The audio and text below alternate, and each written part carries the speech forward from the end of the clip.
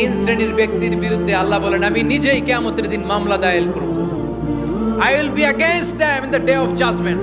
Three categories of people I will be against them in the day of judgment. তিন শ্রেণীর লোক কিয়ামতের দিন তারা ছাড় পাবে না।